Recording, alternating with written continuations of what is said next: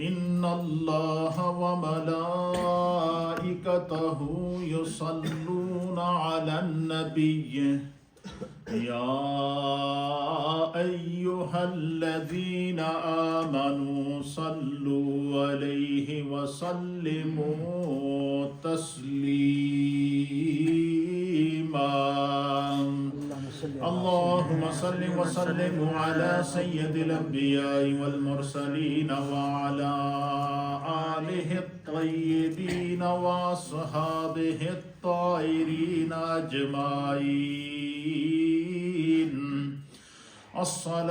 الصلاة والسلام عليك يا سيدي يا رسول الله وعلى آلك وصحابك يا سيدي يا حبيب الله جھوم کے ذرا پڑھیں الصلاة والسلام عليك يا سيدي يا رسول الله وعلى آلك وصحابك يا سيدي يا رحمة للعالمين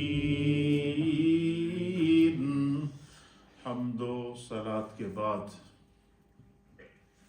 اللہ رب العالمین کا لاکھ لاکھ شکر اور رب کریم کا بڑا ہی احسان ہے کہ جس رب کائنات نے ہم گناہگاروں کو شکل انسانی میں پیدا فرمایا اور ہمیں طرح طرح کے انعامات اور اکرامات سے نوازا، بالخصوص ہماری ہدایت اور رہنمائی کے لیے ہمیں ایسے ہادی اور رہبر عطا فرمائے کہ جن کے بتائے ہوئے احکامات پر اگر ہم عمل کریں تو ہم دنیا میں بھی کامیاب ہیں اور آخرت میں بھی کامیاب ہیں۔ حضرات محترم، عظیم و شان بابرکت مہینہ شوال المکرم کا ہمارے درمیان ذو فگن ہے اور انگریزی حساب سے یہ اپریل کا مہینہ ہے۔ اپریل کے مہینے کو یہ سعادت حاصل ہے کہ جب 12 ربیع الاول شریف کو پیارے آقا علیہ الصلاۃ والسلام کا میلاد پاک ہوا، جس سے کائنات عالم کو اللہ تعالیٰ نے نور مصطفیٰ سے منور کیا، تو انگریزی حساب سے جس طرح کہ اسلامک تاریخ کے حساب سے نبی علیہ الصلاۃ والسلام کا جو یوم میلاد ہے یہ 12 ربیع الاول ہے، اسی طریقے سے انگریزی حساب سے سال عیسوی کے حساب سے نبی علیہ الصلاۃ والسلام کا جو یوم میلاد ہے وہ 22 اپریل ہے۔ یہ اپریل کا جو مہینہ ہے یہ میلاد مصطفیٰ کا مہینہ ہے۔ اس مہینے میں بھی کثرت کے ساتھ پیارے آقا علیہ الصلاۃ والسلام پر درود و سلام پڑھا کریں، اپنے گھروں میں میلاد شریف کا اہتمام ضرور کریں۔ انشاءاللہ العزیز یہ جو کمنگ منڈے ہے، جو ہماری ہفتہ وار مجلس ذکر و دعا ہوتی ہے، یہ خاص طور پر انشاءاللہ نبی علیہ الصلاۃ والسلام کے میلاد پاک کی محفل ہم منعقد کریں گے۔ اللہ تعالی ہمیں نبی علیہ الصلاۃ والسلام کے بتائے ہوئے احکامات پر عمل کی توفیق عطا فرمائے۔ قرآن حکیم فرقان مجید کا پہلا پارہ ہے، سورہ ہے البقرہ، اور اس کی آیت نمبر ہے 110 جو میں نے آپ کی خدمت میں تلاوت کی ہے۔ اس سے پہلے تقریباً 3 جو میرے دروس چلے ہیں وہ اعمال صالحہ، فکر آخرت اور رمضان کے بعد پورا سال ہم اپنی زندگی کس طرح گزاریں اور کس طرح انسان بندہ مومن اپنے آپ کو نیکیوں کی بہار میں لگا کے رکھے، یہ میرا ٹاپک چل رہا ہے۔ اور میری نیت یہ ہے کہ ہم قرآن و حدیث سے ان باتوں کے علم کو سیکھیں جو ہماری زندگی کو نیکی پر لگا سکیں، فرائض کی پابندی پر لگا سکیں، قرآن کی تلاوت کی طرف مائل کر سکیں اور اپنے اعمال کی اصلاح کی فکر کریں۔ آپ یقین کریں جس شخص کو اپنے اعمال کی فکر ہو اس شخص کو اللہ تعالیٰ گناہ کی وادی سے دور رکھتا ہے اور نیکی کی وادی میں وہ اپنی زندگی بسر کرتا ہے۔ اس لیے میں نے کوشش کی ہے، گفتگو تقریریں تو آپ سنتے ہی رہتے ہیں، لیکن میری کوشش یہی ہے کہ میں ہمیشہ اصلاحی گفتگو کرتا ہوں تاکہ کوئی نہ کوئی چیز اپنے پلے ڈال کے ہم جائیں، کیا پتہ یہی عمل ہماری زندگی کی بخشش کا ذریعہ بن جائے۔ تو میں نے جس آیت کو تلاوت کیا ہے یہ آیت دنیا اور آخرت کی فکر کی تعلیم دے رہی ہے۔ مثلا اللہ تعالیٰ نے قرآن حکیم سورہ بقرہ کی آیت نمبر 110 ہے، اس میں اللہ فرماتا ہے وَأَقِيمُوا الصَّلَاةَ وَآتُوا الزَّكَاةَ، فرمایا کہ نماز قائم کرو اور زکوٰۃ ادا کرو، وَمَا تُقَدِّمُوا لِأَنفُسِكُم مِّن خَيْرٍ تَجِدُوهُ عِندَ اللَّهِ، اللہ فرماتا ہے جو نیک کام تم اپنے لیے پہلے بھیجو گے اس کو اللہ کے پاس پاؤ گے۔ کیا مطلب؟ کہ انسان اپنی زندگی کے اندر خود جو نیکی کرے گا وہ جب اس دنیا کو چھوڑ کر عازم سفر آخرت ہوگا اور برزخ کی زندگی گزارے گا اور پھر اس کے بعد قیامت کے لمحات اور قیامت کی ہولناکیوں کو اپنے سامنے دیکھے گا، اللہ فرماتا ہے جو بندہ مومن دنیا میں رہ کر نماز قائم کرتا ہے، زکوٰۃ ادا کرتا ہے، نیکی کے کام کرتا ہے، اللہ رب العالمین کے بتائے ہوئے احکامات کے مطابق اپنی زندگی گزارتا ہے اور جن کاموں سے اللہ اور اس کے رسول نے منع کیا ہے ان سے اپنے آپ کو بچا کے رکھتا ہے، اور جن کاموں کے کرنے کا اللہ اور اس کے رسول نے حکم دیا ہے بندہ اس کی پابندی کرتا ہے، تو فرمایا یہ اس کی نیکیوں کی صورت میں جمع ہوتے رہتے ہیں، جمع ہوتے رہتے ہیں، جمع ہوتے رہتے ہیں۔ فرمایا پھر ایک وقت ایسا آتا ہے کہ اس کی زندگی کا سانس ٹوٹ جاتا ہے۔ کیا ہوتا ہے؟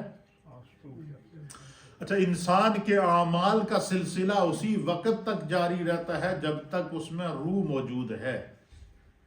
جب تک کیا اس میں روح موجود ہے، جب تک وہ زندہ ہے، جب تک وہ حیات ہے، اس کی نیکیاں بھی اکاؤنٹ ہو رہی ہیں، اس کے گناہ بھی اکاؤنٹ ہو رہے ہیں، اس کی اچھی زندگی بھی اکاؤنٹ ہو رہی ہے، اس کی بری زندگی بھی اکاؤنٹ ہو رہی ہے، اس کی اکاؤنٹبلٹی جاری و ساری ہے۔ اور اللہ تعالیٰ نے ہر انسان کے ساتھ 2 اکاؤنٹنٹ لگا کے رکھے ہیں جن کو کرامن کاتبین کہتے ہیں۔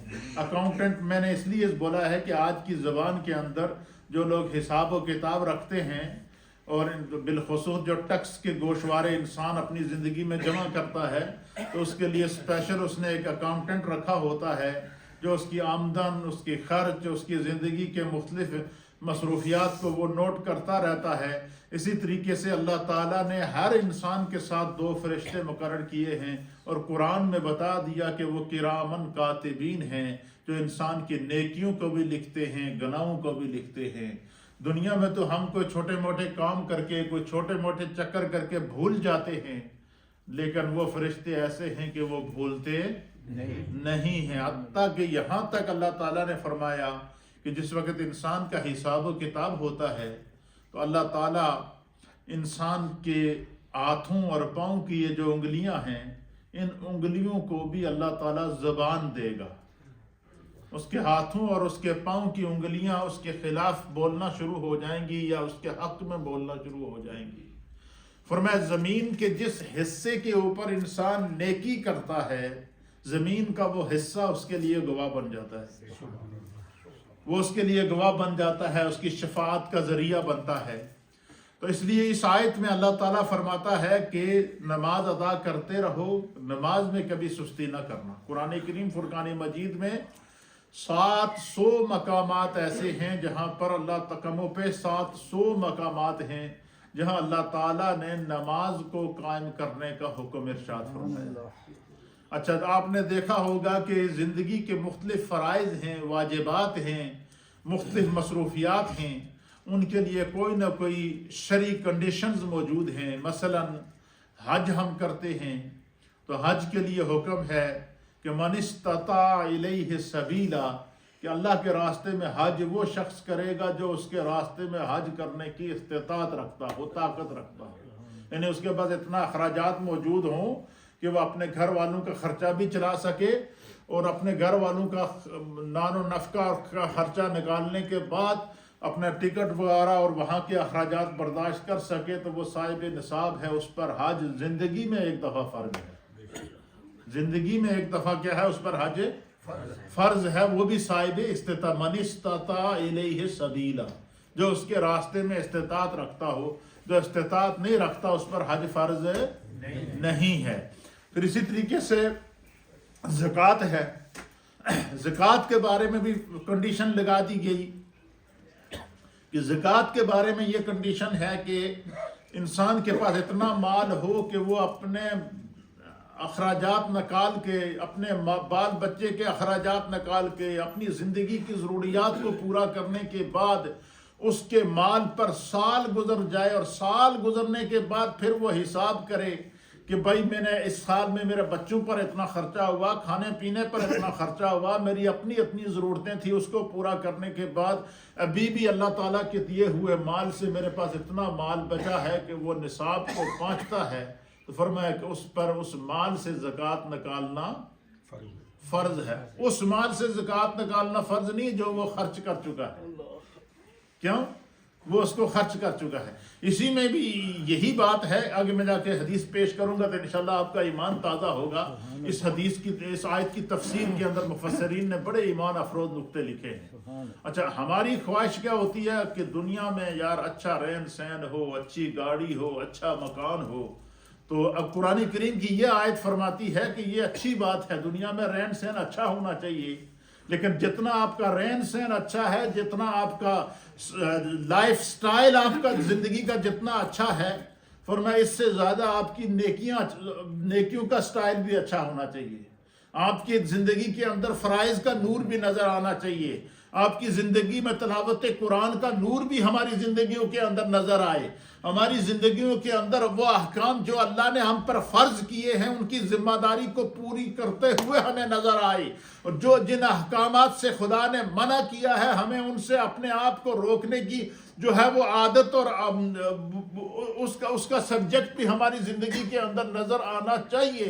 اس لیے فرمایا کہ اللہ فرماتا ہے کہ وَمَا تُقَدِّمُوا لِأَنفُسِكُم مِّن خَيْرٍ تَجِدُوهُ عِندَ اللَّهِ، فرمایا کہ جو تم نیکی کرو گے دنیا کے اندر، کیا کرو گے؟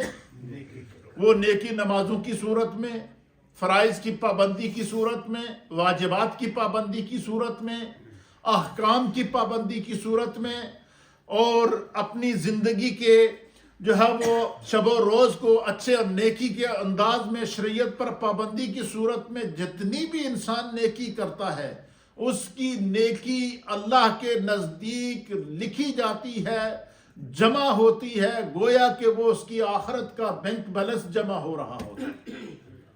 فرمایا کہ وَمَا تُقَدِّمُوا لِأَنفُسِكُم مِّن خَيْرٍ تَجِدُوهُ، جو نیکی کی صورت میں تم اپنے آگے بھیجو گے، اپنے اعمال کے لیے بھیجو گے۔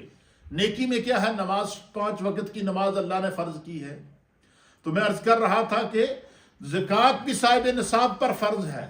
روزے کے بارے میں بھی فرمایا کہ سال میں 1 مہینہ رمضان کا اللہ نے تم پر روزے فرض کیے ہیں، وہ بھی اس کے لیے بھی کہا کہ انسان اگر بیمار ہے، روزہ نہیں رکھ سکتا ہے تو اس کو رخصت ہے، وہ اس کا کیا کرے گا؟ فدیہ ادا کرے گا۔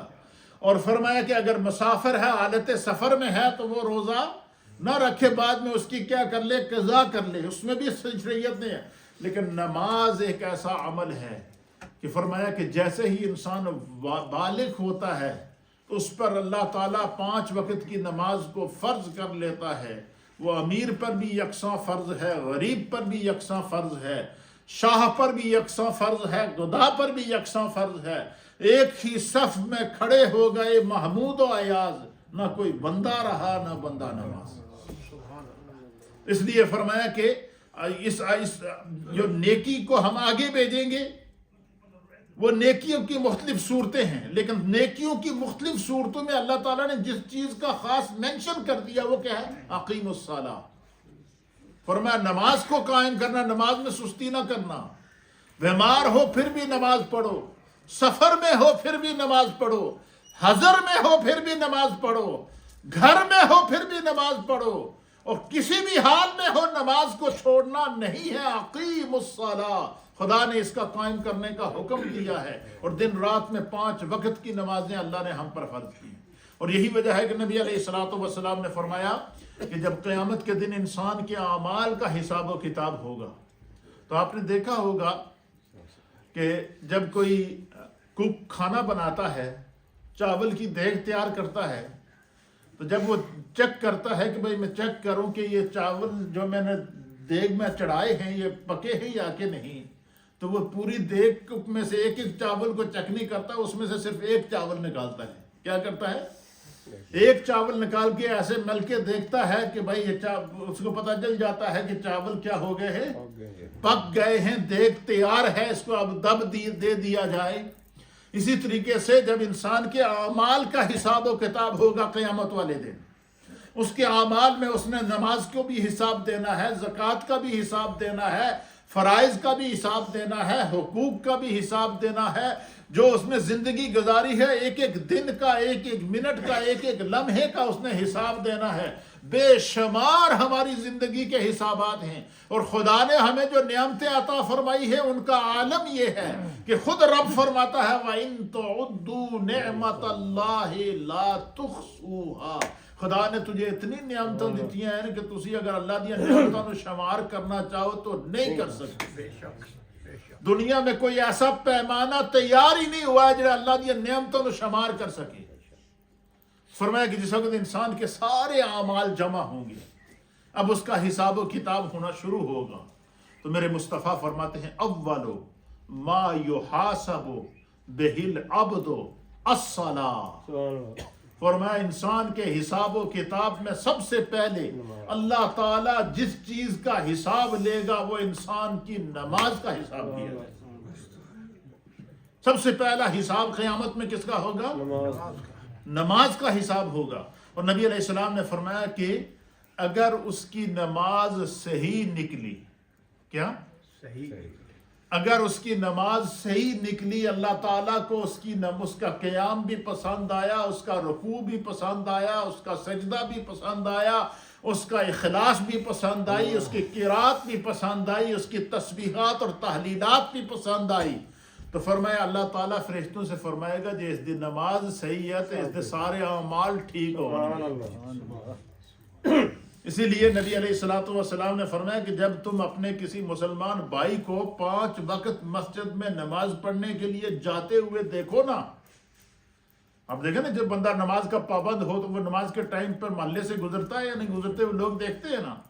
حضور نے فرمایا کہ جب تم اپنے کسی مسلمان بھائی کو 5 وقت مسجد جاتے ہوئے، نماز کے لیے جاتے ہوئے دیکھو تو میرے مصطفیٰ نے فرمایا اس کے ایمان کی گواہی دو۔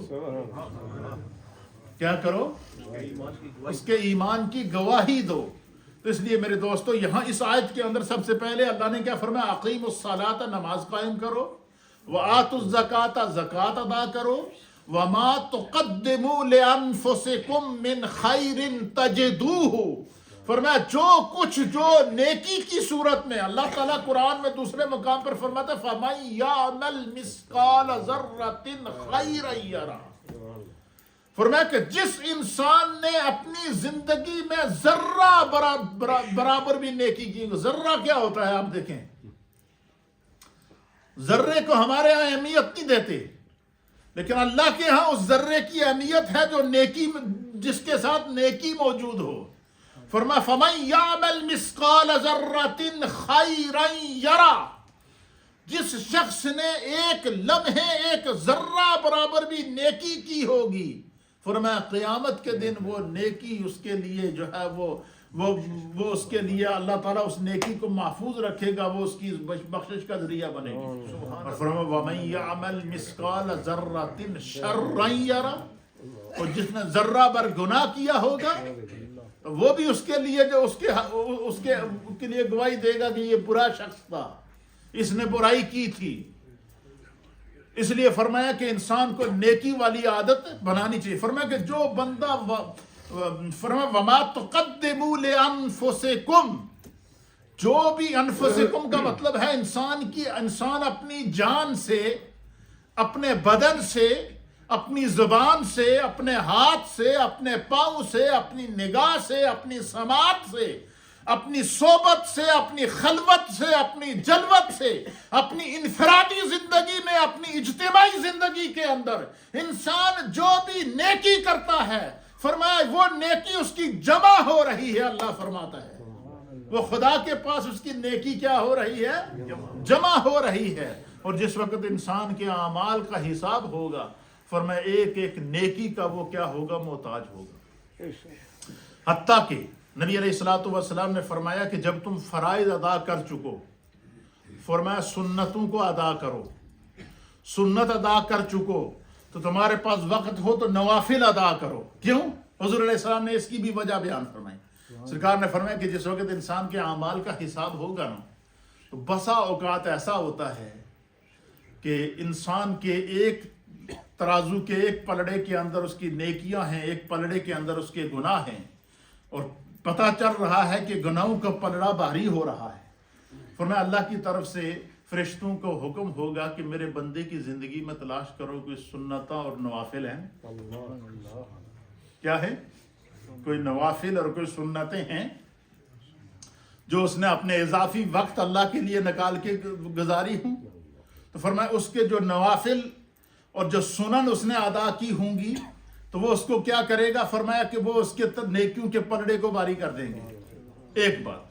دوسری بات یہ ہے کہ بعض نیکیاں انسان ایسی کرتا ہے کہ ان کی اس نیکیوں کا پتہ صرف اس کو ہوتا ہے یا خدا کو ہوتا ہے، حتیٰ کہ ان نیکیوں کا پتہ وہ کرامن کاتبین کو بھی نہیں لگنے دیتے۔ جو فرشتے ساتھ ہیں انسان کے، ان کو بھی وہ نیکیوں کا پتہ نہیں لگنے دیتے۔ اور وہ نیکی کون سی ہے؟ وہ نیکی ہے جو انسان کے دماغ کے اندر سوچ آتی ہے، جو انسان کے دل کے اندر خیالات آتے ہیں، جو انسان کے دل کے اندر تصورات اور تخیلات آتے ہیں۔ تو بعض لوگوں کی یہ عادت ہوتی ہے کہ وہ چلتے ہوں، بیٹھے ہوں، کام میں ہوں، مصروفیات میں ہوں، لیکن ان کا جو دل ہوتا ہے وہ خدا کے ذکر میں مصروف ہوتا ہے۔ کیا ہوتا ہے؟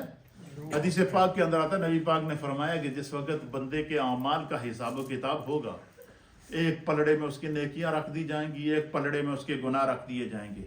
تو جب سب پلڑے مکمل ہو جائے گا تو اللہ تعالیٰ فرشتوں سے پوچھے گا، ہاں بھائی اس کی کوئی اور نیکیاں باقی ہیں، کوئی گناہ باقی ہیں؟ تو کرامن کاتبین جنہوں نے اس بندے کے ساتھ ڈیوٹی دی ہوگی وہ اللہ کی بارگاہ میں حاضر ہو کے عرض کریں گے کہ بار الہ ہم نے اس کو خلوتوں میں بھی دیکھا، جلوتوں میں بھی دیکھا، جو کچھ ہم نے دیکھا ہے نیکی کی صورت میں وہ بھی ہم نے لکھا ہے، جو گناہ کی صورت میں دیکھا ہے وہ بھی ہم نے لکھا ہے، ہمارے علم کے مطابق اس کی اب کوئی نیکی باقی نہیں ہے۔ تو نبی پاک فرماتے ہیں کہ پھر اللہ کی طرف سے ایک فہرست جاری ہوگی نیکیوں کی۔ کیا ہوگی؟ خدا کی طرف سے ایک نیکیوں کی فہرست جاری ہوگی جو اس کے نیکیوں کے پلڑے میں رکھی جائے گی۔ اور فرمایا اللہ کی طرف سے جو انسان کی نیکیوں کی، بندہ مومن کے نیکیوں کی فہرست جاری ہوگی، فرمایا وہ ان تمام نیکیوں پر بھاری ہوگی، وہ نمازوں پر بھی بھاری ہوگی، وہ قیام اور قرات کی نیکیوں کے اوپر بھی بھاری ہوگی، وہ ساری نیکیوں پر بھاری ہوگی اور اس کی نیکیوں کے پردے کو بھاری کر دیں گے۔ فرمایا فرشتے جب یہ منظر دیکھیں گے تو نبی پاک صلی اللہ تعالیٰ علیہ وسلم نے فرمایا کہ فرشتے اللہ سے سوال کریں گے کہ بار الہ ہم نے اس بندے کی خلوت بھی دیکھی ہے، جلوت بھی دیکھی ہے، ہم نے اس بندے کے ایک ایک نیکی کو لکھا ہے، لیکن یہ اتنی بڑی لمبی فہرست جو تیری طرف سے اس کی نیکیوں کی جاری ہوئی ہے، اس کے بارے میں ہمیں علم نہیں ہے، یہ نیکیاں اس نے کب کی ہیں۔ تو میرے دوستو، میرے مصطفیٰ کریم فرماتے ہیں کہ اللہ کی طرف سے اعلان ہوگا یہ میرے بندے کا وہ ذکر خفی ہے جو دل سے، خیال سے، تصور سے، تخیل سے اپنے رب کا ذکر کیا کرتا تھا، اپنے رب کو یاد کیا کرتا تھا. اس کی نیکی کا گواہ صرف اس کا رب ہے اور یہ خود ہے. اسی لیے علماء اور محدثین نے لکھا ہے کہ ایک صدقہ ہوتا ہے اعلانیہ، اور ایک صدقہ وہ ہوتا ہے کہ انسان دائیں ہاتھ سے دے اور بائیں کو خبر نہ ہو. فرمایا وہ خفیہ صدقہ کہلاتا ہے اور وہ صدقہ سب سے زیادہ افضل ہوتا ہے. تو نبی علیہ الصلوۃ والسلام نے جو ہے وہ فرمایا، اور اس آیت کے اندر اللہ پاک کیا فرماتا ہے؟ اللہ فرماتا ہے وَمَا تَقَدِّمُوا لِأَنفُسِهِم مِّن خَيْرٍ تَجِدُوهُ، انفسکم، جو کچھ بھی تم خیر کی صورت میں، نیکی کی صورت میں آگے بھیجو گے وہ انسان کا خزانہ جمع ہوگا. اس آیت کی تفسیر کے اندر امام فخر الدین رازی رحمۃ اللہ علیہ نے، اور اسی طریقے سے امام قرطبی نے تفسیر قرطبی کے اندر، اور امام فخر الدین رازی رحمۃ اللہ علیہ نے تفسیر کبیر کے اندر بڑی ایمان افروز بات لکھی. آپ لکھتے ہیں کہ جب بندہ مرتا ہے تو نبی علیہ الصلوۃ والسلام کی حدیث اس آیت کے تحت لکھی ہے کہ یہ جو سورہ بقرہ کی آیت نمبر 110 ہے. اللہ فرماتا ہے کہ نیکی کی صورت میں جو بھی تم آگے بھیجو گے وہ جمع ہو جائے گا اور وہ تمہیں کام آئے گا. فرمایا کہ نبی علیہ الصلوۃ والسلام نے فرمایا کہ جب دنیا کا دستور ہے، حضور علیہ السلام، امام بخاری نے اس آیت کو، حدیث کو نقل فرمایا ہے کہ نبی علیہ السلام نے فرمایا کہ دنیا کا دستور ہے کہ جب انسان فوت ہو جاتا ہے نا تو لوگ ان کے پوچھتے ہیں جی بزرگ کے چھوڑ کے گئے ہیں جی، کتنا بینک بیلنس چھوڑ گئے ہیں جی، کتنی جائیداد چھوڑ گئے ہیں جی، کتنے مکان چھوڑ گئے ہیں جی، کتنی دکانیں چھوڑ گئے ہیں جی، کتنا کاروبار چھوڑ گئے ہیں. یہ دنیا کا اصول ہے یا نہیں ہے؟ یہ باقاعدہ ہر ایک ہے. وہ یہ پوچھتے ہیں لوگ جی بزرگوں پیچھے کے چھوڑے توڑے واسطے پوچھتے ہیں یا نہیں ہے؟ فرمایا کہ اب حدیث سماعت فرمایا، حضور علیہ السلام نے فرمایا کہ جب بندہ فوت ہوتا ہے تو لوگ پوچھتے ہیں کہ پیچھے کیا چھوڑا ہے، اور فرشتے بھی اس سے سوال کرتے ہیں، فرشتے پوچھتے ہیں کہ آگے کیا بھیجا ہے. یہ جو آیت ہے نا وَمَا تُقَدِّمُوا لِأَنفُسِكُم مِّن خَيْرٍ تَجِدُوهُ، سورہ بقرہ آیت نمبر 110، کہ جو کچھ تم نیکی کی صورت میں آگے بیچتے ہو تو وہ کیا ہوتا ہے؟ فرمایا کہ خَيْرٍ تَجِدُوهُ عِندَ اللَّهِ، وہ خدا کے ہاں جمع ہو جاتا ہے، وہ قیامت کا دن انسان کی بخشش کا ذریعہ بنواتا ہے. تو دنیا کا اصول کیا ہے؟ بندہ فوت ہوتا ہے لوگ سوچتے ہیں کتنا بینک بیلنس چھوڑے ہے، کتنے مکان چھوڑے ہیں. فرمایا فرشتے پوچھیں یہ بتا آگے کیا بھیجا ہے؟ کیا تمہاری نیکیوں میں نمازیں موجود ہیں؟ کیا تمہاری نیکیوں میں زکوٰۃ موجود ہے؟ کیا تمہاری نیکیوں میں صدقات موجود ہیں؟ کیا تمہاری نیکیوں میں خیرات موجود ہے؟ کیا تمہاری نیکیوں کے اندر اللہ کی فرما برداری موجود ہے؟ کیا تمہاری نیکیوں میں اللہ کے احکام پر عمل موجود ہے؟ کیا تمہاری نیکیوں میں خدا کی فرما برداری اور رسول اللہ کی اطاعت اور سنت کی فرما برداری موجود ہے؟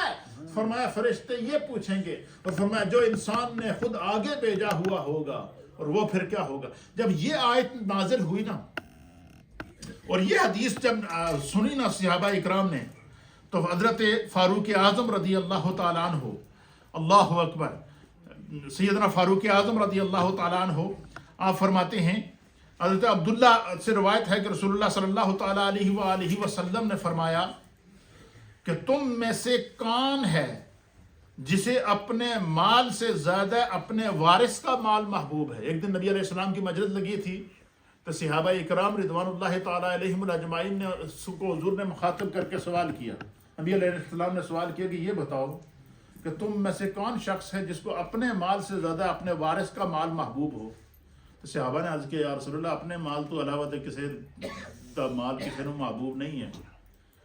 فرمایا کہ پھر کیا ہوا؟ پھر سرکار دو عالم صلی اللہ تعالیٰ علیہ وسلم نے فرمایا کہ ہاں، حضور نے فرمایا بالکل ٹھیک ہے، لیکن یہ میں بتاؤں کہ تمہارا مال کون سا ہے اور تمہارے وارث کا مال کون سا ہے؟ صحابہ نے عرض کیا یا رسول اللہ ضرور بتائیے. حضور نے فرمایا تمہارا مال وہ ہے جو تم نے اپنے ہاتھوں سے خرچ کر لیا. تمہارا مال وہ ہے کہ جو تم نے اپنی زندگی میں نمازیں ادا کی ہے. تمہارا مال یہ ہے کہ تم نے اپنی زندگی میں زکوٰۃ ادا کی ہے اپنے ہاتھ سے. تمہارا مال یہ ہے کہ تم نے اپنی زندگی میں فرائض پر عمل کیا ہے. تمہارا مال یہ ہے کہ تم نے اپنی زندگی کے اوپر کیا ہے جو ہے وہ نیکیوں پر عمل کیا ہے. تو فرمایا کہ جو مال تم پیچھے چھوڑ کے جاؤ گے وہ تو تمہارے ورثاء میں تقسیم ہو جائے گا, تم اس کے مالک ہی نہیں ہو. اس لیے فرمایا کہ اپنے ہاتھوں سے نیکی ایسی کرو کہ انسان دنیا میں جائے کوئی اس کے لیے دعا کرنے والا ہو نہ ہو, اس کی اپنی زندگی کا نیک عمل اس کے لیے کیا بن جائے, جزا بن جائے. پھر اسی طریقے سے نبی اکرم صلی اللہ تعالیٰ علیہ وسلم نے فرمایا کہ تم میں سے کسی کو اپنے وارث کا مال اپنے سے زیادہ محبوب ہے. تو صحابہ نے عرض کیا کہ نہیں, اپنا مال محبوب ہے. تو سرکار دو عالم صلی اللہ علیہ وسلم نے فرمایا کہ تمہارا مال وہ ہے جو تم نے اپنے ہاتھوں سے آگے بھیجا. پھر اسی طریقے سے جب یہ آیت نازل ہوئی تو سیدنا فاروق اعظم رضی اللہ تعالیٰ عنہ, اللہ تعالیٰ نے ان کو صاحب الہام بنایا تھا. حضرت فاروق اعظم کے سینے کے اوپر خدا کے طرف سے احکامات نازل ہوتے تھے. اللہ اکبر. آپ 17 قرآن پاک کے اندر آیات ایسی ہے کہ نبی علیہ السلام نے صحابہ سے کوئی مشورہ کیا, فاروق اعظم نے اپنا مشورہ دیا ہو تو سیدنا فاروق اعظم کے مشورے کو اللہ نے قرآن کی صورت میں وحی کی صورت میں نازل کیا. جب یہ آیت نازل ہوئی نا کہ اللہ تعالیٰ نے فرمایا کہ جو کچھ تم آگے بھیجو گے یعنی نیکی کی صورت میں تو وہ تمہارے لیے جمع ہو رہی ہے, وہ خدا کے پاس تمہیں کام آئے گی. تو فاروق اعظم رضی اللہ تعالیٰ عنہ جب یہ آیت نازل ہوئی نا تو آپ ایک دن قبرستان میں چلے گئے. کہاں چلے گئے؟ قبرستان میں چلے گئے. تو آپ نے اہل قبور کو مخاطب کیا. آپ نے فرمایا کہ السلام علیکم یا اہل القبور, اے اہل قبر تم پر سلامتی ہو اور اللہ کی رحمت نازل ہو. آج فاروق اعظم تم سے کچھ گفتگو کرنے کے لیے آیا ہے. فاروق اعظم نے قبروں سے خطاب کیا ہے. آج ہم زندوں سے خطاب کرتے ہیں تو لوگوں کو پرواہ نہیں ہوتی. کوئی حدیث بیان کر رہا ہوتا, لوگ آپس میں گفتگو میں لگے ہوتے ہیں. اب خوف خدا کا عالم دیکھیے, فاروق اعظم قبرستان گئے, آپ نے سب سے پہلے کہا السلام علیکم یا اہل القبور, اے اہل قبور آج میں تمہیں دنیا کے کچھ احوال بتانے آیا ہوں. اور پھر آپ نے احوال بتائے. سنے ایمان افروز بات, آخری بات, آپ جنت البقیع کے اندر گئے.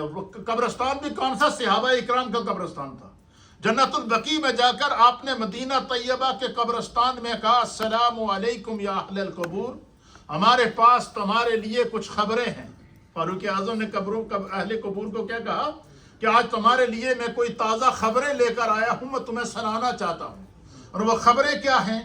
آپ نے فرمایا کہ تم جو دنیا سے جب گئے تو تمہاری بیویوں نے پیچھے نکاح کر لیے. تم جو مال چھوڑ کر گئے تھے تمہارے بچوں نے اس کو آپس میں تقسیم کر دیا. تم جو گھر اور محلات چھوڑ کر گئے تھے, فرمایا کہ جو تم گھر اور محلات دنیا میں چھوڑ کر گئے تھے تو فرمایا کہ اس کے اندر اور لوگ رہ رہے ہیں.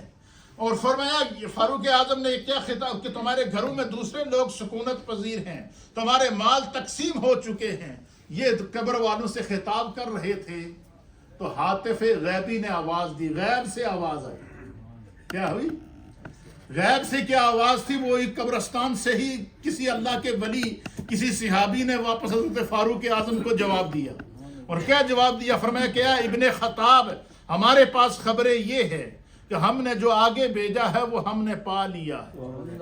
کیا مطلب؟ نیکی جو دنیا میں کی تھی وہ ہم نے پا لی ہے.